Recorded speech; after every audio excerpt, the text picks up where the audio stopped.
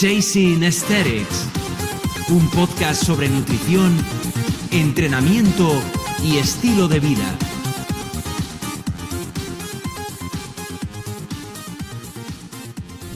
Bienvenido o bienvenida otra vez. Esta es la segunda parte del podcast sobre comer de manera intuitiva y bueno, la anterior vez ya hablé sobre comer de manera intuitiva, en qué se diferencia con encontrar macronutrientes, sus pros, sus contras y por qué puede ser una buena herramienta. Y la verdad que si no lo has escuchado todavía, te animo a que lo hagas porque antes de escuchar te vendría bastante bien. Y bueno, una vez aclarado esto, como te dije, hoy te voy a hablar sobre mi experiencia personal con todo esto, por qué empecé a encontrar macros y cómo comer de manera intuitiva en definición, en volumen, en mantenimiento y que quizás va a cambiar un poco tu manera de pensar, ¿no? Vamos a ello entonces, como he dicho, voy a hablar sobre mi experiencia primero y luego nos meteremos en detalle en lo demás. La verdad que con 16 años competí por primera vez, algo que no suele ser muy normal. Y por ello tuve que tener conciencia de lo que comía, obviamente. Porque hasta el momento comía de manera saludable, pero no medía las cantidades. Entonces, después de haber competido, el hecho de contar las calorías se convirtió en algo, digamos, cotidiano, por así decirlo. Y la verdad es que yo estaba encantado con ello, porque así podía llevar un buen seguimiento del progreso y no había fallo. Luego ya el siguiente año volví a competir y al acabar seguí perfectamente haciendo dieta, haciendo una reverse diet, que no es otra cosa que subir las calorías muy poco a poco cada semana para así beneficiarnos de ese estado en el que está el cuerpo y construir músculo sin apenas ganar grasa. Tengo que decir que esto es algo que estuve muy influenciado por Layne Norton, que todos le conoceréis, y sinceramente a día de hoy no creo en ello, ya que considero que fue una pérdida de tiempo absoluta, porque lo único que conseguía era alargar ese periodo extremo en el que estaba el cuerpo y bueno, no creo que sea algo beneficioso realmente. Hoy en día opto por otra estrategia, pero bueno, esto es algo de lo que no voy a hablar en este episodio exactamente. Pero bueno, si te interesa que hable sobre esto, pónmelo en los comentarios del podcast y le daremos caña, porque es algo de lo que se puede hablar mucho y no hay mucha gente que hable de ello. Bueno, volviendo al tema, que me voy por las ramas. En ese momento estaba en una luna de miel, ¿no? Con los macronutrientes. Es decir, yo me sentía muy seguro contando mis calorías diarias porque sabía que en ningún momento me estaba desviando el camino y todo iba bien. Pero la cosa se puso fea cuando unos días después me fui a Nueva York un mes y medio y eso la verdad que fue una catástrofe total. Y esto lo digo porque yo estaba acostumbradísimo a tener bajo control y estar, digamos, en otro continente sin poder hacer mis comidas, pues me generó un estrés bastante grande. Este es un muy buen ejemplo de la situación que explicaba en el anterior podcast, ¿no? Yo decía que hay personas a las que no tener un conteo de lo que comen les genera un estrés extra y es por eso que prefieren calcularlo todo. Este tipo de persona era yo en ese momento, totalmente. Por lo cual ya tenéis el ejemplo del anterior podcast. Al final, como somos humanos y somos seres de costumbre, pues nos acabamos acostumbrando y lo que pasó fue pues exactamente eso. Empecé a normalizar la situación y a calcular con el MyFitnessPal todo lo que comía y lo que no podía calcular lo estimaba simplemente. Entonces desarrollé pues digamos una mentalidad muy flexible sobre ello hasta el punto de que este último año he estado en Los Ángeles 2 meses y medio, comiendo fuera de media 2-3 veces al día y mi rendimiento en el gimnasio y mi físico han sido, vamos, los mejores de mi vida.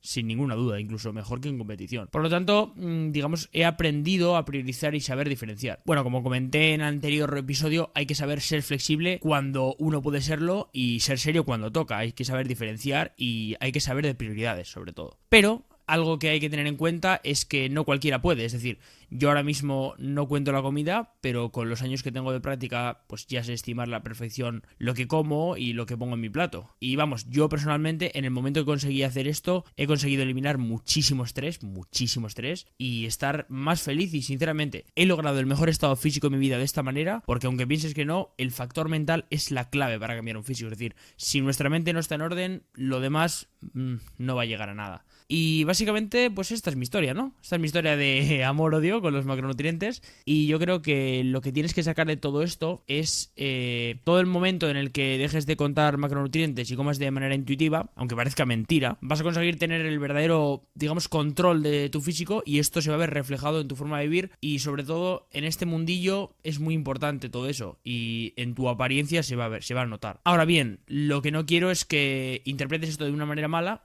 y pienses que contar macronutrientes no sirve para nada. Una persona tiene que tener clarísimo que comer de manera intuitiva no es para cualquiera, es decir, requiere muchísima práctica previa y no lo puede hacer cualquier persona. Por otro lado, tienes que tener muy claras tus prioridades también. No quiero que te estés preparando para una competición a 2 meses vista y comas intuitivamente porque así tienes más adherencia, o sea, esto es una tontería. Aquí voy a ser claro, la competición no es para todo el mundo. Hay que entender de prioridades y saber cuándo se pueden hacer algunas cosas y cuándo no, cada cosa en su momento. Bueno, una vez aclarado todo esto, creo que queda bastante claro que para mí comer de manera intuitiva es mucho más apropiado, siempre y cuando tengamos muy claro nuestro objetivo, obviamente. Y ya sabes que me gusta mucho hacer ejemplos prácticos de todo para que así pues, podamos entenderlo todo mucho mejor. Y esta vez no va a ser menos, ¿no? Así que vamos a ello. ¿Cómo estructuraría yo un año, no? Así, por así decirlo. Pues bueno, vamos a ponerle que compito en mayo del año que viene y actualmente estamos en septiembre, aunque ya sé que no estamos en septiembre.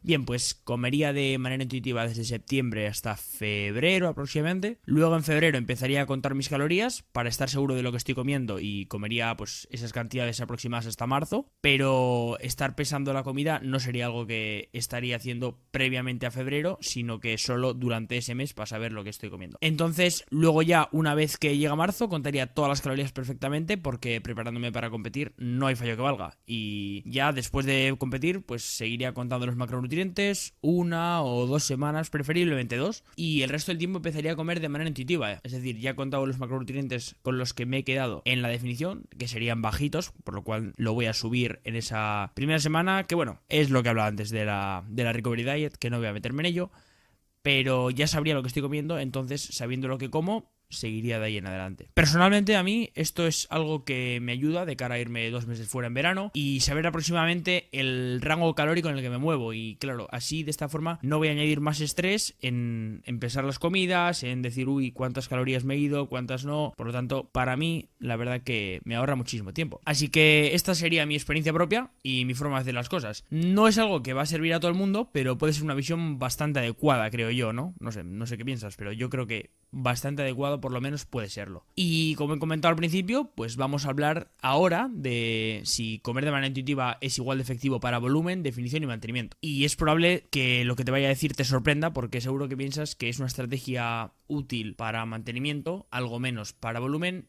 y totalmente inviable para definición. A ver, la verdad que en mi opinión esto no es así. Algo que está claro es que comer de manera intuitiva está muy bien para una fase de mantenimiento sin estrés, más que nada por el tema de la autorregularización, ¿no? De lo que ya hablamos en el pasado episodio, porque vas a poder tener días altos y bajos en hidratos y vas a poder ajustar todo como a ti te convenga, vas a poder meter un cheat meal en algún momento puntual y demás, siempre controlado, pero lo vas a poder implementar. Yo diría que es igual de efectiva para volumen, porque al fin y al cabo en esta etapa siempre se puede tener algo más de flexibilidad, aunque tampoco esto tiene que ser una excusa, ¿no? Ahora bien, es verdad que para una definición extrema no es la mejor opción, pero creo que para una definición típica, para ir a la playa, estar en un 10% de grasa aproximadamente, que realmente es un objetivo que tiene la mayoría de la gente. La mayoría de la gente no quiere subirse a una tarima a competir. Pues para eso yo creo que es incluso mejor opción que contar los macronutrientes. Más que nada por el factor mental. Y el hecho de que digamos, pues puedes ir a cenar con tus amigos fuera sin ningún problema, simplemente comiendo algo menos en las anteriores comidas y guiándote por tu índice de saciedad y no devorando la comida como si no hubiera un mañana, pues va a hacerlo más sencillo. Pero la cosa está en esto, ¿no? En cuanto al ritmo de la definición, es más efectivo, diría yo, hacerlo en una definición corta y agresiva que una definición larga y moderada. Por el simple hecho de que en la larga los cambios de una semana a otra son mínimos. Entonces, sin llevar un registro de las calorías es muy muy complicado cuantificarlo y probablemente no sabremos si estamos subiendo, bajando o manteniendo las calorías. Por lo tanto, mejor en una agresiva. Y bueno, esto es todo, ¿no? Básicamente esto ha sido todo, así que voy a hacerte un muy muy breve resumen de todo para acabar y bueno, vamos a dividirlo en 5 puntos que he puesto yo. Aunque el quinto es, digamos, mi conclusión personal. El primero sería que es una estrategia viable para conseguir un buen físico sin el estrés añadido de estar calculando las comidas y tener ese estrés mental completamente todo el rato. Lo segundo sería que no funciona ni mejor ni peor que contar macros porque es simplemente otra manera de llegar a nuestro objetivo. Es decir, como siempre dicen, ¿no? Que todos los caminos llevan a Roma. Pues aquí es algo del estilo. Al final, cada uno tiene su manera de hacer las cosas, pero al objetivo se puede llegar de diferentes maneras. El tercero sería que para atletas de competición o personas que tengan objetivos extremos, normalmente no va a ser una estrategia útil. Digo normalmente, pero vamos, casi siempre no va a serlo. El cuarto sería que es una muy buena estrategia para obtener unos buenos hábitos alimenticios y esto te va a durar para toda la vida. Yo creo que esto es, con lo que te tienes que dar de todo el podcast. Mayor beneficio que te va a dar comer de manera intuitiva es que vas a tener unos hábitos alimenticios que te van a durar para siempre. Es decir, ya vas a saber en todo momento lo que estás comiendo, más o menos cuántos gramos hay, o si no lo calculas por gramos, cuántas tazas, cuántas cucharadas. Yo creo que esto es la clave totalmente y esto sí que te va a crear adherencia. Y por último, ya en mi opinión, creo que el hecho de que comer intuitivamente sea útil o no, lo va a determinar siempre el tamaño de tus objetivos. Y si tienes un conocimiento suficiente de lo que comes y no tienes objetivos extremos, no vas a tener por qué contar tus macros. O sea, si quieres mantenerte en un 10% si eres hombre, o 20, 21 vamos a decir,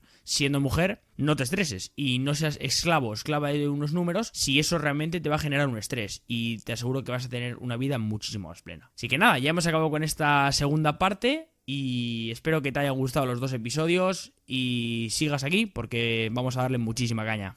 Gracias. Si no quieres perderte los siguientes episodios, suscríbete al podcast o sígueme en Instagram, Understatic. Puntúa el podcast para que esto siga creciendo.